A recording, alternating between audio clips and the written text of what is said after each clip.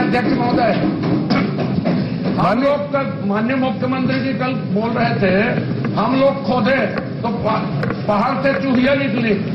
आज उनके पहाड़ से क्या निकलता है ये देखना पड़ेगा। हाथी निकलेगा, हाथी क्या निकलता है वो देखना पड़ेगा। पहाड़ से चंद्राकर जी चिंता मत करिए, आने वाले 50 साल में भाजपा साफ हो जाएगी। गोबर से लक्ष्मी निकलेगी का मतलब समझ लो गोल्डन। भाजपा का रास्ता साफ करेगा, भाजपा साफ। अभी गोबर का गोल्डन गोबर से लक्ष्मी निकलेगी। अध्यक्ष जी, पहले बैग में गौ माता का नाम लिखा हुआ था, उसको इन्होंने बदल दिया। क्या इन्होंने गौ माता की सेवा छोड़ दी है क्या, ये बता दें। नहीं, चलिए अब माननीय मुख्यमंत्री गौ माता की सेवा करने से स्वर्ण अर्जित हुआ है, गोल्डन कलर। गौ माता सेवा अब माननीय मुख्यमंत्री जी वर्ष 2022 और 23 के आय व्यय का उपस्थापन करेंगे। माननीय मुख्यमंत्री जी।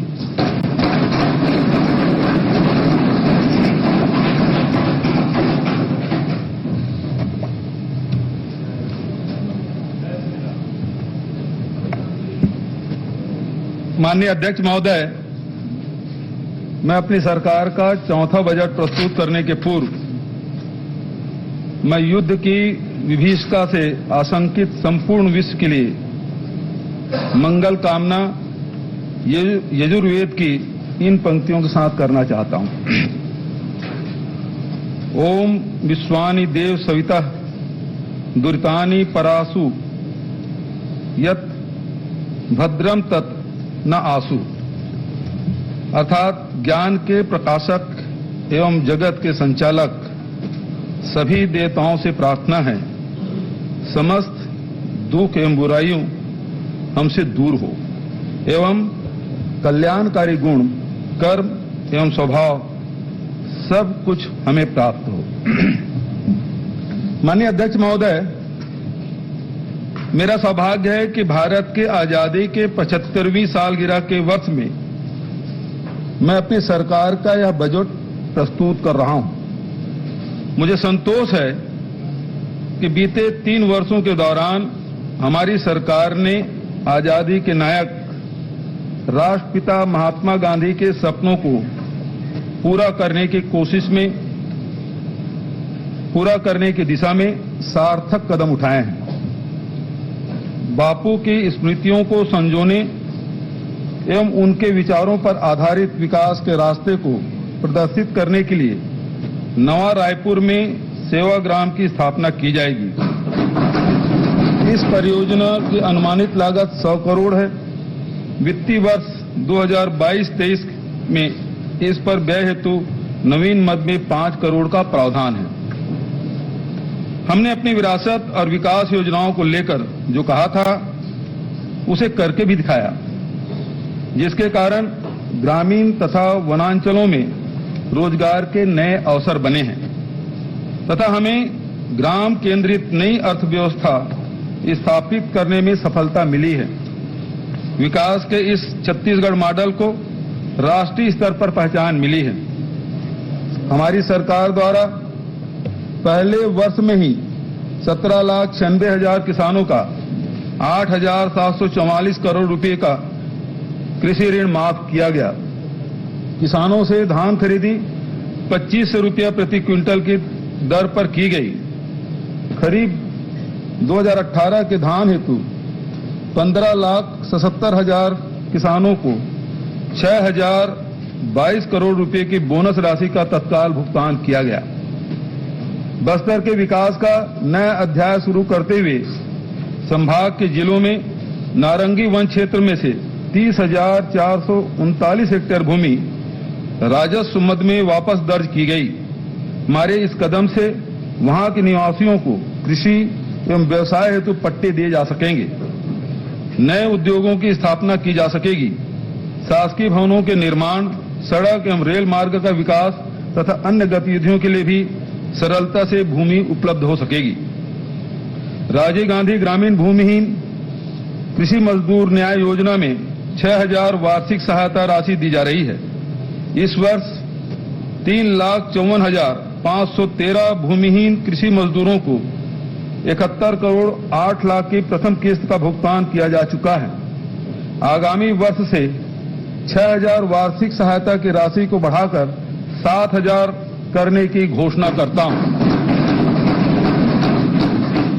प्रदेश के अनुसूचित क्षेत्र में आदिवासियों के देवस्थलों पर पूजा करने वाले व्यक्ति, जिन्हें भिन्न भिन्न क्षेत्रों में माझी, बैगा, गुनिया, पुजारी इत्यादि भिन्न भिन्न नामों से जाना जाता है, का आदिवासियों के सांस्कृतिक जीवन एवं सामाजिक संस्कारों में विशेष महत्व है। आदिवासियों के संस्कृति एवं सामाजिक संस्कार को जीवित रखने के लिए इनकी महत्वपूर्ण भूमिका है। इन पुजारियों, बैगा, गुनिया, माझी आदि, जिनमें आदिवासियों के देवस्थल के हाट पहाड़िया एवं बाजा मोहरिया भी शामिल है, को राज्य शासन द्वारा राजीव गांधी ग्रामीण भूमिहीन कृषि मजदूर न्याय योजना के अनुरूप लाभ दिए जाने की घोषणा करता हूं। सुराजी गांव के स्वप्न को साकार करने के लिए प्रदेश में स्थापित गोठान को महात्मा गांधी ग्रामीण औद्योगिक पार्क के रूप में विकसित किया जाएगा। इन औद्योगिक पार्कों में स्थानीय खाद्य उत्पादों एवं लघु अनुपज उत्पादों के मूल्य संवर्धन के लिए प्रसंस्करण इकाइयों की स्थापना की जाएगी। बांस एवं काष्ठ शिल्प, मेटल शिल्प तथा अन्य हस्तशिल्प से संबंधित लघु एवं कुटीर उद्योगों की स्थापना के लिए स्थानीय युवाओं को सहयोग दिया जाएगा। इन औद्योगिक पार्कों में तैयार किए जाने वाले उत्पादों का चयन हितग्राहियों के कौशल, कच्चे माल की उपलब्धता तथा तैयार उत्पाद के उपभोक्ताओं में मांग को ध्यान में रखते हुए किया जाएगा। इन औद्योगिक पार्कों में उन्नत अधोसंरचना तथा बिजली, पानी जैसे बुनियादी सुविधाएं उपलब्ध कराने के लिए 600 करोड़ का प्रावधान है। गोधन न्याय मिशन, टी कॉफी बोर्ड का गठन, मछली पालन, लाख उत्पादन को कृषि के समकक्ष दर्जा देना, मिलेट मिशन एवं वाणिज्यिक वृक्षारोपण जैसे कार्यक्रमों के क्रियान्वयन से रोजगार के नए अवसर का सृजन हुआ है। इन उत्पादों के विपणन का कार्य छत्तीसगढ़ लघु अनुपज संघ द्वारा छत्तीसगढ़ हर्बल ब्रांड के नाम से किया जा रहा है। नगरीय एवं ग्रामीण क्षेत्रों में संचालित कौशल विकास कार्यक्रम का विभिन्न नवाचारी योजनाओं के साथ समन्वय एवं राज्य स्थित विशिष्ट शिक्षण संस्थाओं की विशेषज्ञता का लाभ लेते हुए रोजगार एवं स्वरोजगार की नवीन संभावनाओं पर कार्य किया जा रहा है। इस हेतु छत्तीसगढ़ रोजगार मिशन की शुरुआत के लिए 2 करोड़ का प्रावधान है। छत्तीसगढ़ व्यावसायिक परीक्षा मंडल एवं छत्तीसगढ़ लोक सेवा आयोग द्वारा आयोजित किए जाने वाली परीक्षाओं में राज्य के स्थानीय प्रतिभागियों का परीक्षा शुल्क माफ करने की घोषणा करता हूं।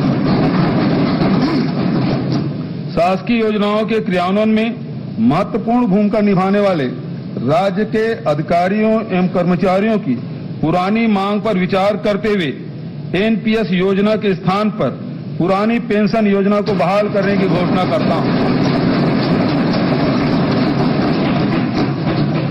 शासकीय अधिवक्ताओं के मानदेय में भी आगामी वर्ष से वृद्धि की घोषणा करता हूं। अध्यक्ष महोदय, अब आर्थिक स्थिति के बारे में सदन के सामने ब्यौरा रखता हूं। अध्यक्ष महोदय, अब मैं राज्य के आर्थिक स्थिति का ब्यौरा सदन के समक्ष प्रस्तुत करता हूं। राज्य के चालू वर्ष के आर्थिक सर्वेक्षण के अनुसार स्थिर भाव पर वर्ष 2020-21 की तुलना में चालू वर्ष के सकल राज्य घरेलू उत्पाद में 11.54% की वृद्धि अनुमानित है। वर्ष 2021-22 में स्थिर भाव पर राज्य में कृषि क्षेत्र में 3.88%, औद्योगिक क्षेत्र में 15.44% और सेवा क्षेत्र में 8.54% की वृद्धि अनुमानित है। इस प्रकार कृषि एवं सेवा क्षेत्र में राज्य की अनुमानित वृद्धि दर राष्ट्रीय स्तर के समतुल्य एवं औद्योगिक क्षेत्र में अनुमानित वृद्धि दर राष्ट्रीय दर से 3.64% अधिक है। प्रचलित भाव पर राज्य का सकल घरेलू उत्पाद वर्ष 2020-21 में 3,52,161 करोड़ से बढ़कर वर्ष 2021-22 में 4,61,00,000 करोड़ होना अनुमानित है, जो पिछले वर्ष की तुलना में 13.60% अधिक है। वर्ष 2021 के में अनुमानित प्रति व्यक्ति आय 1,05,778 रुपये की तुलना में वर्ष 2021-22 में 1,18,401 रुपये का अनुमान है, जो कि गत वर्ष की तुलना में 11.93% अधिक है। वर्ष 2021-22 के राज्य बजट में केंद्रीय करों एवं केंद्रीय सहायता अनुदान मद में कुल 44,325 करोड़ का प्रावधान रखा गया था। वर्ष 22-23 में केंद्रीय बजट को देखते हुए इस वर्ष राज्य के बजट में कुल 44,573 करोड़ की राशि केंद्र से प्राप्त होना अनुमानित है। जून 2022 के पश्चात जीएसटी क्षतिपूर्ति अनुदान समाप्त किए जाने के कारण केंद्रीय प्राप्तियों में कम वृद्धि अनुमानित है। वर्ष 2021-22 के बजट में राज्य के स्वयं के कर एवं करेत्तर राजस्व से कुल 35,000 करोड़ की प्राप्ति अनुमानित की गई थी।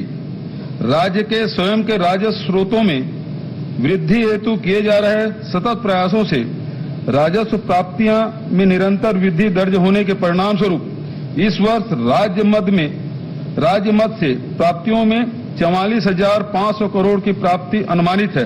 इस प्रकार राज्य के स्वयं के राजस्व प्राप्तियों में 27% की वृद्धि की तुलना में केंद्रीय प्राप्तियों में केवल 1% की वृद्धि अनुमानित है।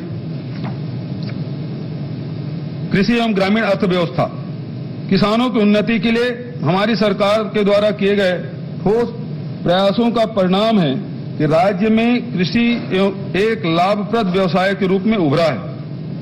खरीफ वर्ष 2017 में 12 लाख किसानों से उपार्जित 57 लाख मीट्रिक टन धान की तुलना में खरीफ वर्ष 2021 में 21,77,000 किसानों से 98 लाख मीट्रिक टन धान उपार्जित किया गया।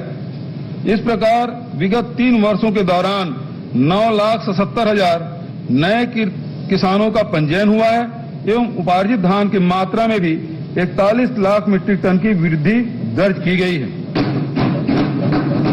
धान सहित समस्त खरीफ फसलों, लघु धान्य फसलों, उद्यानिकी फसलों को बढ़ावा देने के लिए राजीव गांधी किसान न्याय योजना के अंतर्गत प्रति एकड़ अधिकतम 10,000 के आदान सहायता देने की व्यवस्था है। विगत 2 वर्षों में 10,152 करोड़ की सहायता राशि 20 लाख से अधिक किसानों को भुगतान की जा चुकी है। इस योजना के लिए 6,000 करोड़ का प्रावधान है। विविध फसलों को बढ़ावा देने के क्रम में गन्ना की खरीदी न्यूनतम समर्थन मूल्य 271 रुपये के स्थान पर 355 रुपये प्रति क्विंटल की दर से की जा रही है। इस वर्ष 12 लाख मीट्रिक टन गन्ना खरीदी हेतु 112 करोड़ का प्रावधान है। पिछड़े क्षेत्र वाले 14 जिलों में 25 विकास खंडों में पोषण सुरक्षा, कृषि उत्पाद का मूल्य संवर्धन एवं कृषकों के आर्थिक स्थिति में सुधार हेतु चिराग परियोजना प्रारंभ की गई है। इसके लिए 200 करोड़ का प्रावधान है। प्रदेश के किसानों को उच्च गुणवत्ता युक्त प्रमाणित बीज की उपलब्धता सुनिश्चित करने हेतु कृषक समग्र विकास योजना में 123 करोड़ का बजट प्रावधान है। फसल बीमा योजना में 575 करोड़, राष्ट्रीय खाद्य सुरक्षा मिशन योजना में 323 करोड़, प्रधानमंत्री कृषि सिंचाई योजना में ड्रिप एवं स्प्रिंकलर स्थापित करने के लिए 60 करोड़ एवं कृषि यंत्रों के वितरण एवं प्रचार प्रसार हेतु 87 करोड़ का प्रावधान है। 10,404 हेक्टेयर क्षेत्र में बहुवर्षीय फलोद्यान तथा 9,600 हेक्टेयर क्षेत्र में सब्जी उत्पादन एवं 1,895 हेक्टेयर क्षेत्र में फूलों की खेती के लिए कृषकों को सहायता अनुदान का लक्ष्य रखा गया है। कृषि एवं औद्योगिकी उत्पादों के सुरक्षित भंडारण की क्षमता में वृद्धि हेतु दुर्ग जिले में इंटीग्रेटेड पैक हाउस की स्थापना की जाएगी। इसमें अत्याधुनिक गामा विकिरण तकनीकी का उपयोग किया जाएगा। इसके लिए 24 करोड़ का प्रावधान है। खाद्य पदार्थों में कीटनाशक अवशेषों की जांच के लिए NABL से मान्यता प्राप्त फाइटोसैनिटरी प्रयोगशाला स्थापित की जाएगी। इसकी स्थापना से कृषि उत्पादों के निर्यात को बढ़ावा मिलेगा, जिसके आर्थिक लाभ सीधा कृषकों को प्राप्त होगा। इसके लिए 1,50,00,000 का प्रावधान है। प्रदेश भर में अब तक स्वीकृत 10,590 गौठानों में से 8,119 गौठानों का निर्माण पूर्ण हो चुका है। यहां उपलब्ध विशेष सुविधा के तहत अब तक 1,86,641 कृत्रिम गर्भाधान किए गए, जिसमें 57,943 बछड़ों का जन्म हुआ। गोधन न्याय योजना के तहत अब तक 63,89,000 क्विंटल गोबर का क्रय किया जाकर पशुपालकों को 127 करोड़ 79 लाख रुपए का भुगतान किया गया। इसमें स्वावलंबी गौठानों द्वारा स्वयं के आय से भुगतान की गई 12 करोड़ की राशि भी शामिल है। गौठानों में उपलब्ध गोबर से 11,65,000 क्विंटल वर्मी कंपोस्ट एवं 4,65,000 क्विंटल सुपर कंपोस्ट का उत्पादन हुआ। अब तक 91 करोड़ 11 लाख वर्मी कंपोस्ट एवं सुपर कंपोस्ट विक्रय किया जा चुका है। स्व सहायता समूह के हितग्राहियों को 31 करोड़ 34 लाख की लाभांश राशि वितरित की गई है। चारे की व्यवस्था हेतु अब तक 7,000 चारागाहों की स्वीकृति दी गई है। लगभग 5,000 चारागाहों में चारा रोपण किया जाकर गौठानों में हरा चारा उपलब्ध कराया जा रहा है।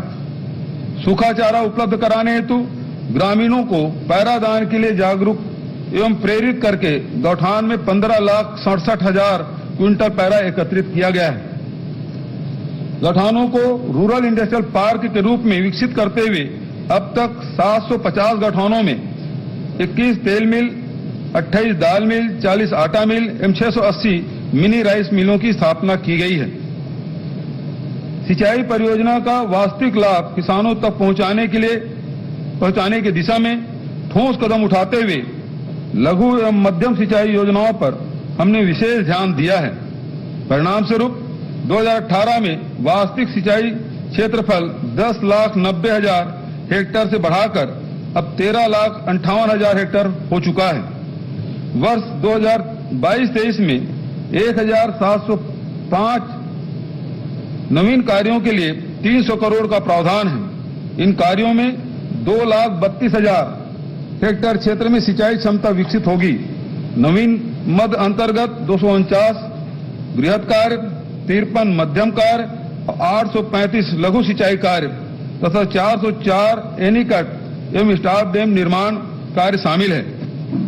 केलो परियोजना हेतु 90 करोड़, अरपा भैंसा परियोजना के लिए 45 करोड़ और समोदा परियोजना को पूर्ण करने के लिए 14 करोड़ का प्रावधान है। नाबार्ड की सहायता से सिंचाई परियोजनाओं के निर्माण हेतु 690 करोड़, लघु सिंचाई परियोजनाओं के लिए 931 करोड़, एनीकट एवं स्टाफ डैम निर्माण के लिए 260 करोड़ तथा तटबंध निर्माण कार्य हेतु 125 करोड़ का प्रावधान है।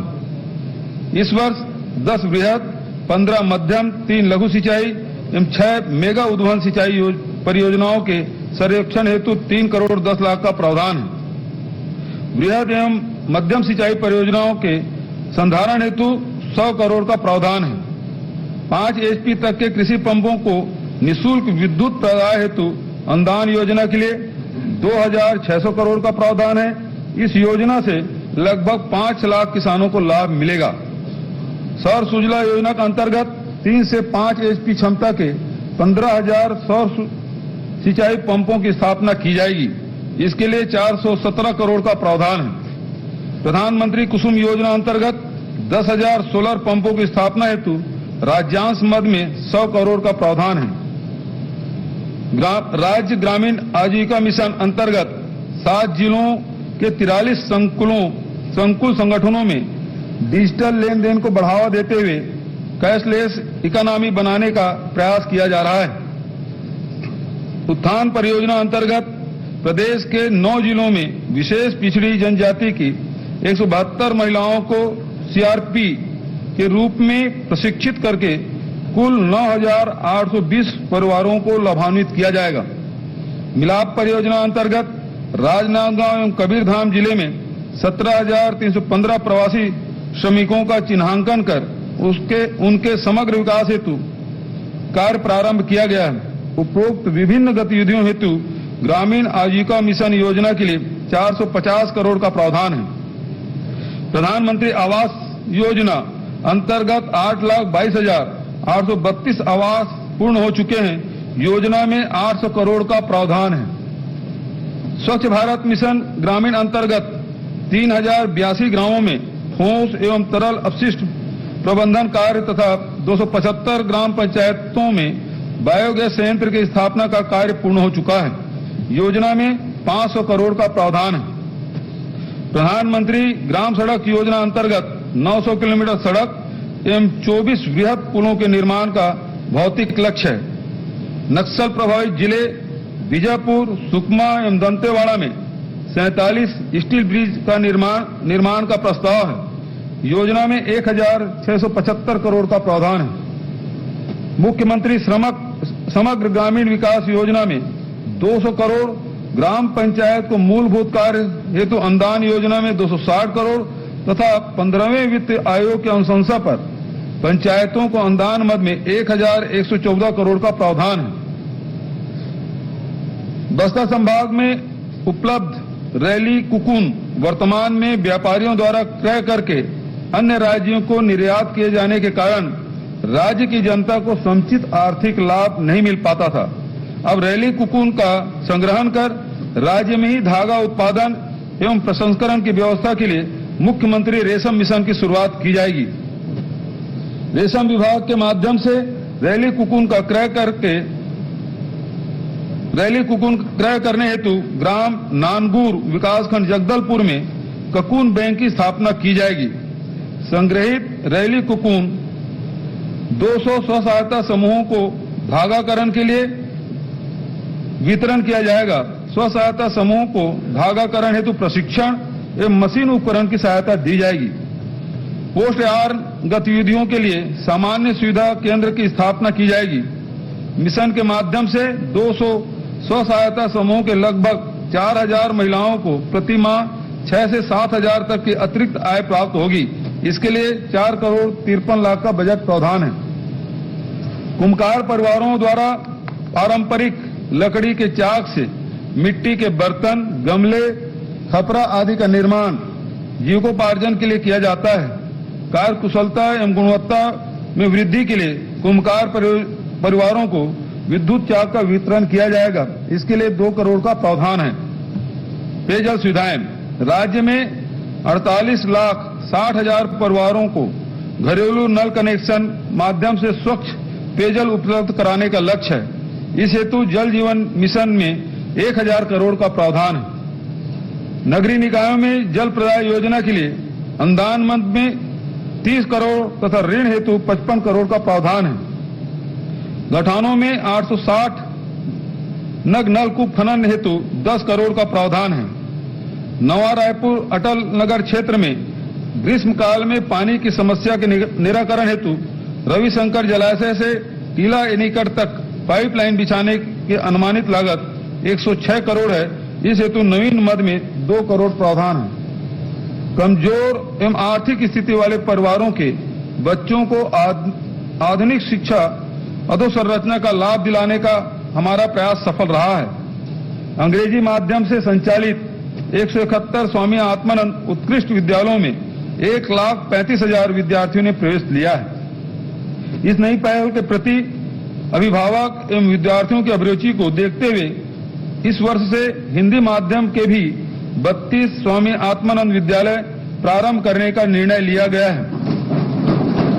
इससे 17,500 बच्चे लाभान्वित होंगे। इस वर्ष 11 पूर्व माध्यमिक शालाओं को हाई स्कूल में एवं 12 हाई स्कूल को हायर सेकेंडरी विद्यालयों में उन्नयन किए जाने हेतु नवीन मद में प्रावधान है। भवन विहीन 40 हाई स्कूलों, 17 हायर सेकेंडरी विद्यालयों के लिए नवीन भवन का निर्माण किया जाएगा। इसके लिए 50 करोड़ का प्रावधान है।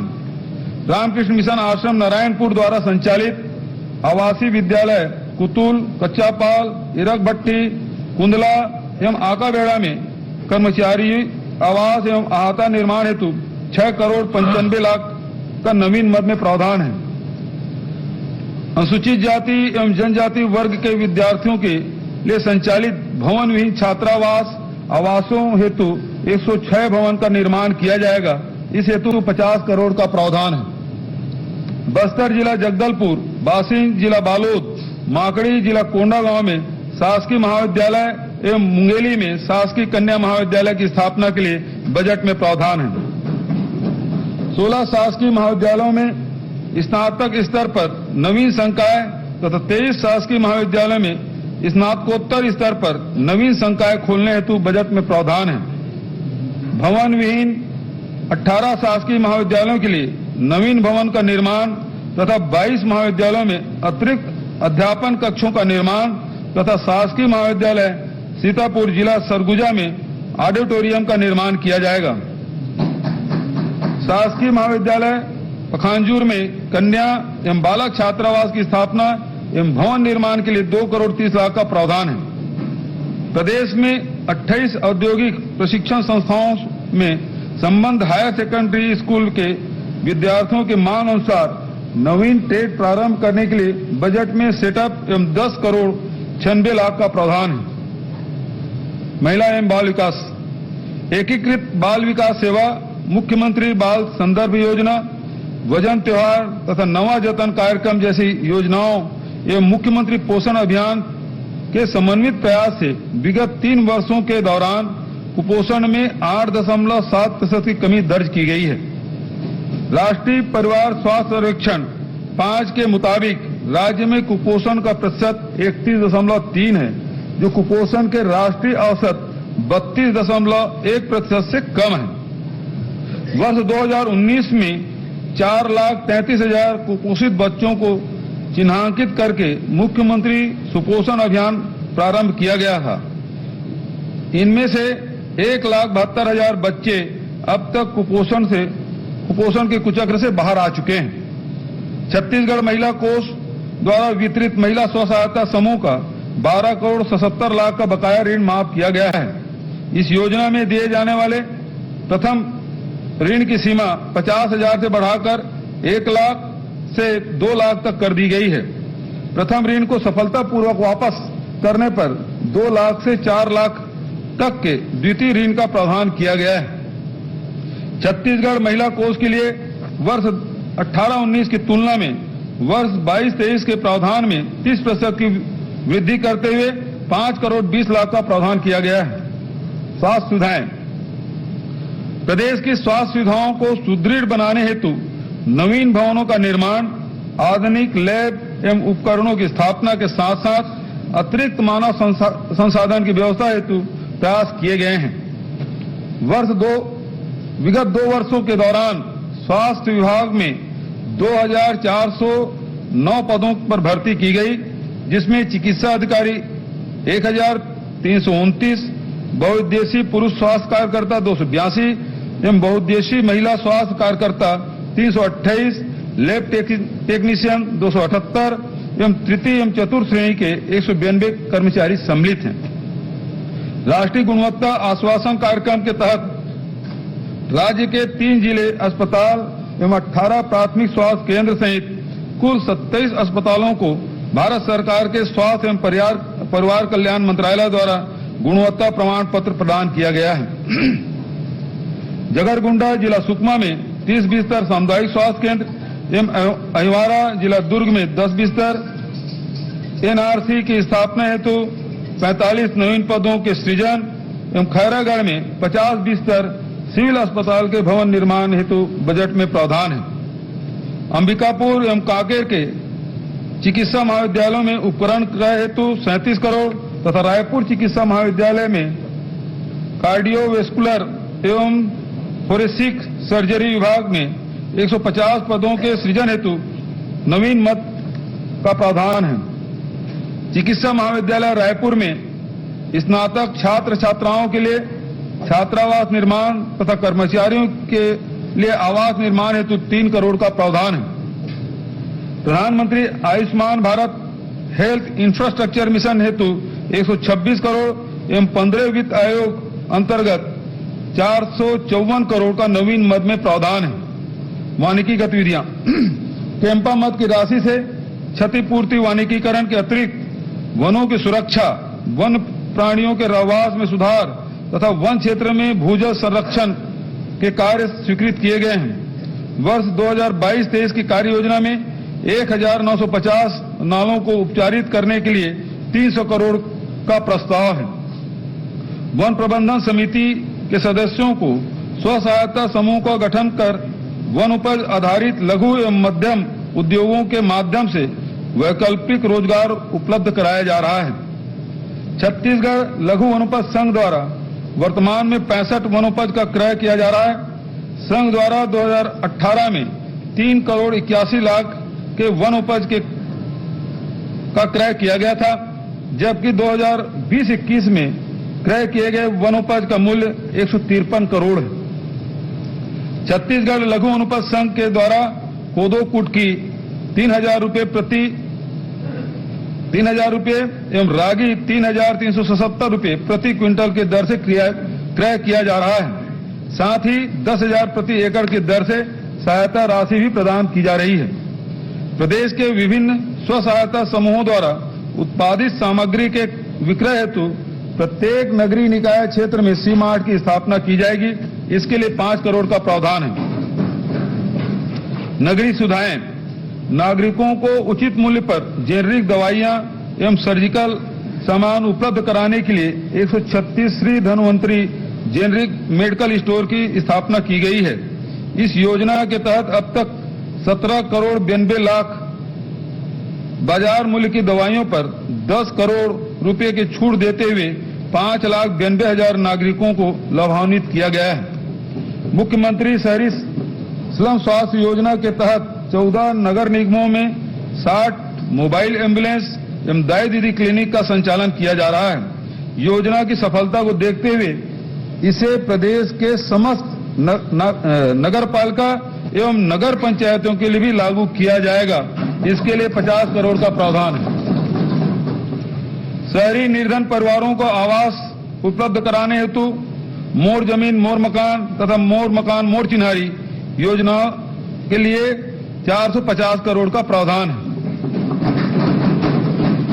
आर्थिक गतिविधियों को गति प्रदान करने के उद्देश्य से नगरीय निकायों के संपत्ति के ऑफसेट मूल्य को कलेक्टर गाइडलाइन में निर्धारित दर से 30% कम करने की घोषणा करता हूं।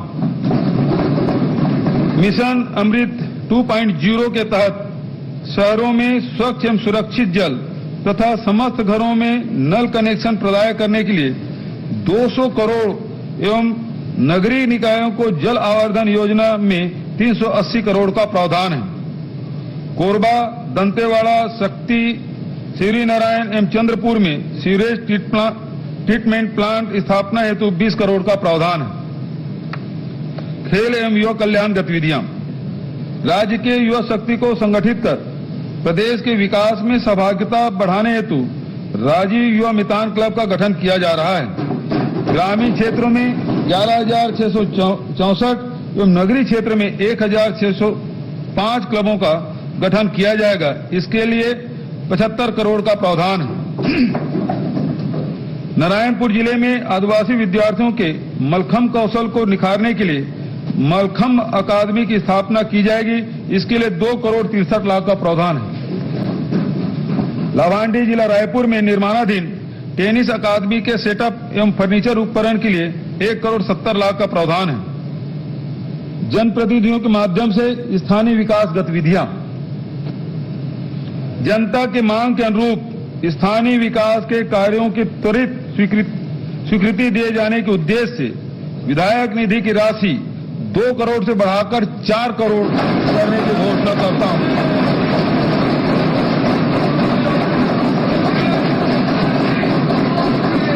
इसके लिए इसमें तो आप लोग भी 364 करोड़ का प्रावधान।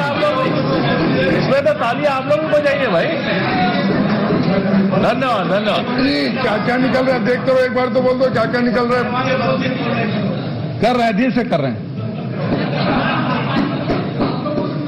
प्रभारी मंत्री के कटनी में भी बंद करवा दो। चंद्राकर जी क्या ख्याल है आपका? जिला पंचायत अध्यक्षों हेतु जिला पंचायत अध्यक्षों हेतु 15 लाख, उपाध्यक्षों हेतु 10 लाख एवं सदस्यों हेतु वो थाली बजा रहे हैं। 4 लाख। धर्मजीत भैया, मैं फिर से पढ़ देता हूं, आप सुने नहीं। जिला पंचायत अध्यक्षों हेतु 15 लाख, उपाध्यक्षों हेतु 10 लाख एवं सदस्यों हेतु 4 लाख प्रति वर्ष के मान से जिला पंचायत विकास निधि योजना में 22 करोड़ का प्रावधान है। जनपद पंचायत अध्यक्षों हेतु 5 लाख, उपाध्यक्षों हेतु 3 लाख एवं सदस्यों हेतु 2 लाख प्रति वर्ष के मान से जनपद पंचायत विकास निधि योजना के लिए 66 करोड़ का प्रावधान है। जिला पंचायत, जनपद पंचायत एवं ग्राम पंचायत के पदाधिकारियों के मानदेय में भी वृद्धि की गई है। जिला पंचायत अध्यक्षों का मानदेय 15,000 से बढ़ाकर 25,000, जिला पंचायत उपाध्यक्षों मानदेय 10,000 से बढ़ाकर 15,000 एवं जिला पंचायत सदस्यों का मानदेय 6,000 से बढ़ाकर 10,000 प्रति माह किया जाएगा।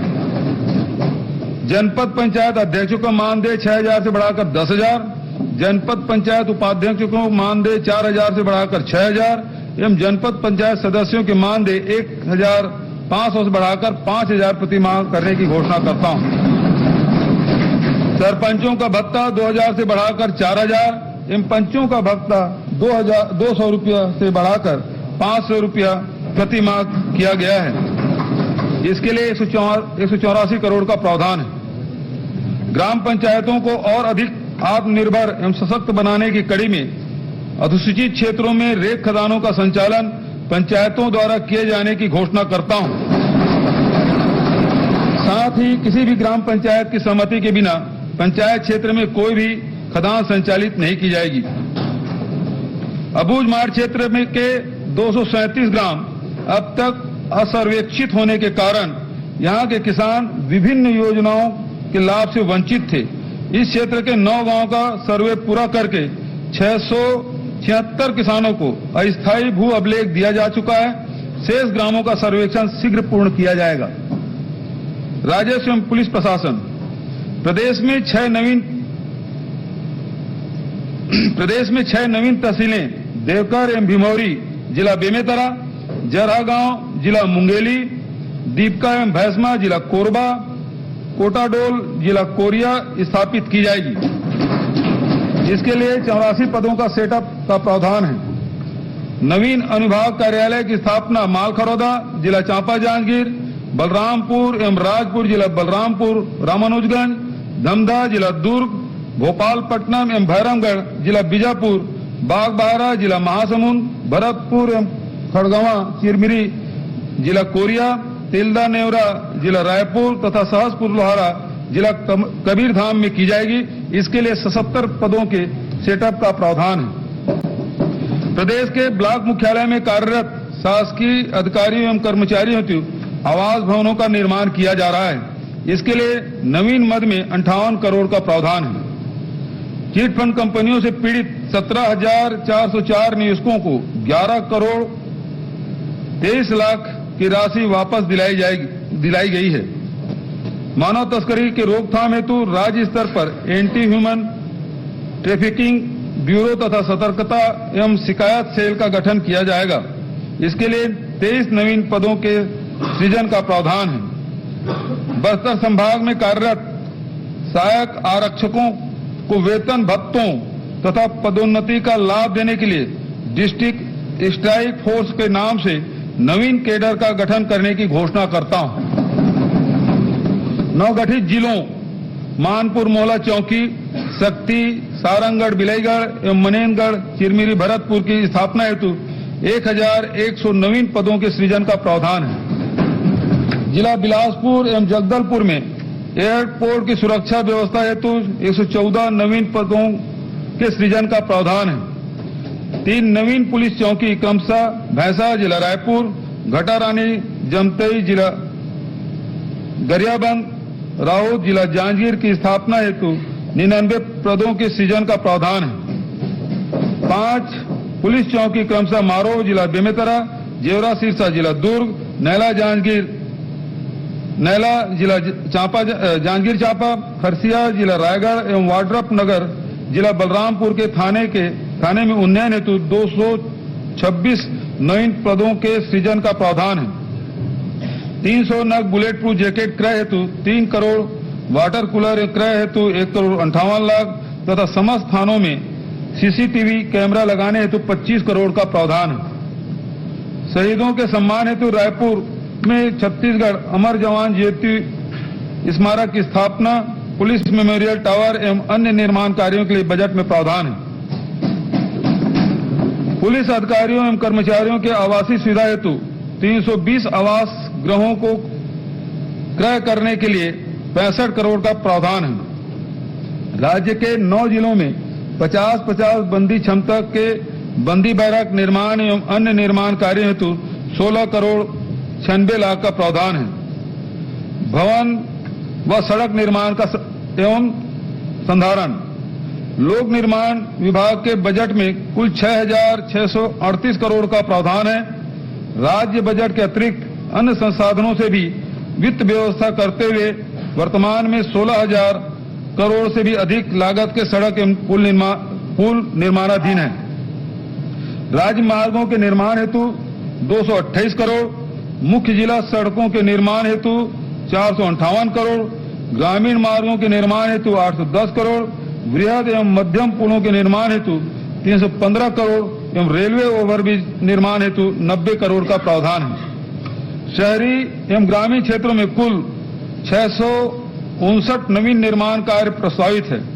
इसमें 502 सड़क कार्य हेतु 365 करोड़, 134 वृहद एवं मध्यम पुल कार्य हेतु 103 करोड़ तथा 8 नवीन शासकीय विश्राम गृहों के निर्माण हेतु 3 करोड़ का प्रावधान है। 15 रेलवे ओवरब्रिज कार्य के सर्वेक्षण हेतु 8 करोड़ 65 लाख का प्रावधान है। मुख्यमंत्री सुगम सड़क योजना अंतर्गत राज्य में निर्मित शासकीय भवनों जैसे स्कूल, स्वास्थ्य केंद्र, आंगनबाड़ी इत्यादि को पक्की सड़क से जोड़ने हेतु पहुंच मार्ग निर्माण की लोकप्रियता को देखते हुए बजट में 150 करोड़ का प्रावधान है। एशियन विकास बैंक की सहायता से निर्माणाधीन सड़क विकास परियोजना के लिए 884 करोड़ का प्रावधान है।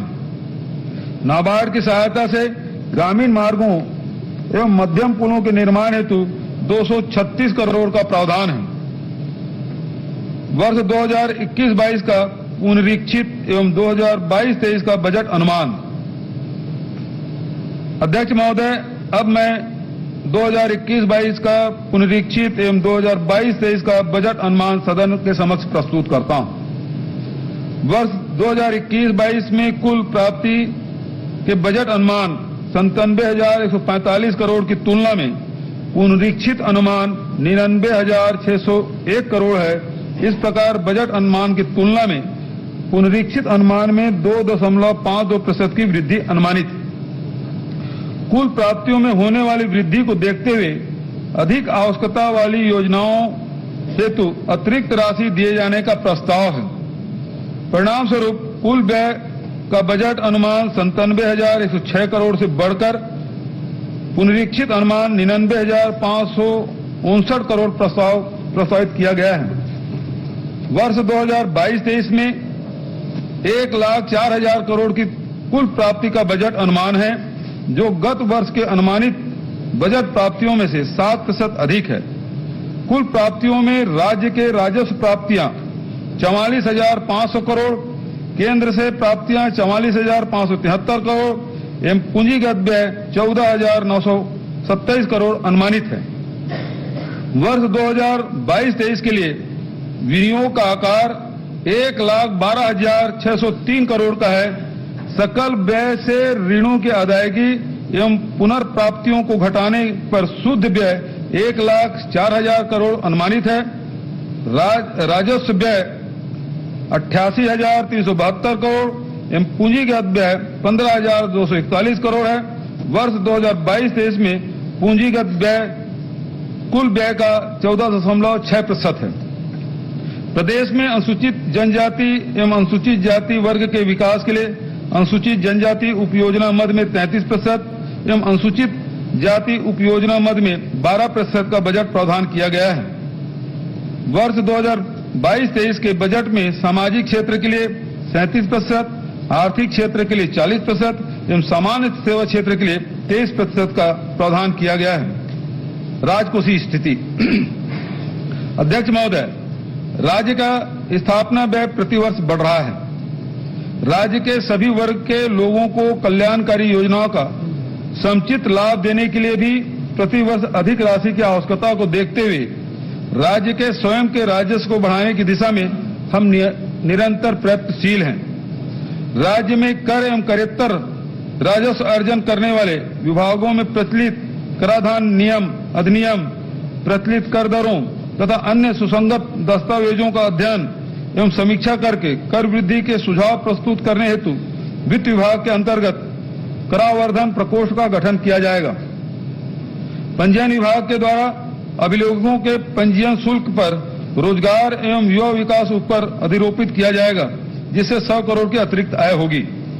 मार्च 2021 की स्थिति में राज्य का ऋण भार कुल बजट की तुलना में 80% तथा राज्य के सकल घरेलू उत्पाद की तुलना में ऋण भार 22% है, जो कि भारत सरकार एवं अन्य राज्यों की तुलना में काफी बेहतर है। राज्य के आय व्यय को संतुलित रखने की दृष्टि से व्यय में मितव्ययता संबंधित प्रावधानों को आगे भी निरंतर रखा जाएगा। राज्य का सकल वित्तीय घाटा 14,600 करोड़ अनुमानित है, जो कि राज्य के सकल घरेलू उत्पाद का 3.3% है। वर्ष 2022-23 हेतु कुल प्राप्तियां 1,04,000 करोड़ के विरुद्ध शुद्ध व्यय 1,04,000 करोड़ अनुमानित है। राज्य के कुल राजस्व प्राप्तियां 89,073 करोड़ एवं कुल राजस्व व्यय 88,372 करोड़ अनुमानित है। अतः वर्ष 2022-23 में कुल 701 करोड़ का राजस्व अधिक रेवेन्यू सरप्लस अनुमानित है। कर प्रस्ताव अध्यक्ष महोदय, वर्ष 2022-23 के लिए कोई कर प्रस्ताव नहीं है। इस प्रकार वर्ष 2022-23 का वार्षिक वित्तीय वितरण एवं अनुदान की मांगे सदन के समक्ष प्रस्तुत करता हूं।